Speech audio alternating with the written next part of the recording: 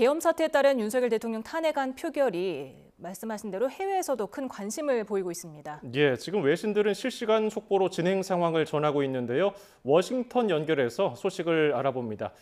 권준기 특파원, 지금 미국은 이른 시간일 텐데 외신들도 탄핵 표결 소식을 실시간으로 전하고 있다고요?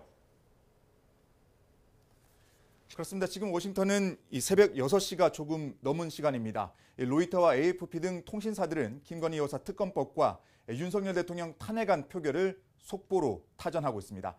여당이 탄핵안 표결을 거부하고 윤 대통령의 탄핵안이 통과될 것 같지 않다는 소식도 실시간으로 전했습니다.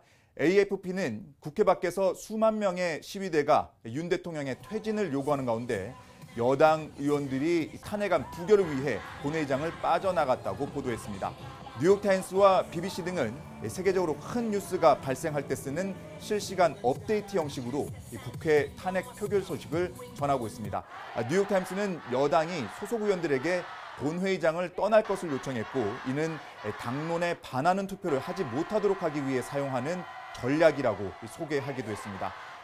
BBC는 실시간 속보 중에 이번 사태의 중심에 있는 윤석열 대통령을 소개하며 2022년 간발의 차로 대통령에 당선됐지만 그 뒤로 인기가 크게 떨어졌고 지난 4월 총선 패배 이후 레임덕 지도자로 인식됐다는 평가를 실었습니다.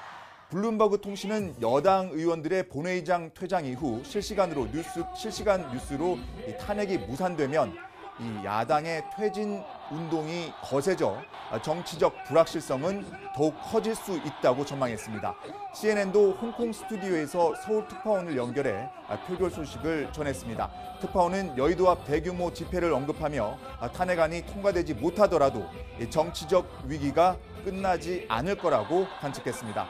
진행자는 여당이 대중의 좋은 평가를 받지 못할 것 같다며 역풍을 예상하기도 했습니다.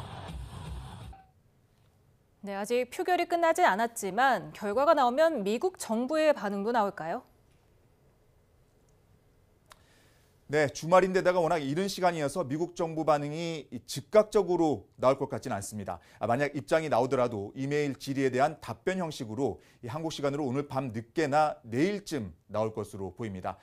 미국 정부는 윤석열 대통령에 대한 탄핵 표결을 앞두고 탄핵은 한국 내부 절차로 헌법에 따라 다뤄질 것으로 예상한다, 이렇게 밝혔습니다. 따라서 탄핵 표결 결과가 나오더라도 별도 입장이 나오지 않을 가능성도 있어 보입니다. 앞서 미국 정부는 윤 대통령의 계엄 선포는 심각한 오판이라며 한국의 민주적 절차가 승리할 것이라는 입장을 냈습니다. 계엄 사태 이후 미국 국방부는 예정됐던 한미 핵협의 그룹을 연기하고 오스틴 국방장관의 한일 순방 일정에서 이 한국 방문을 제외시켰습니다.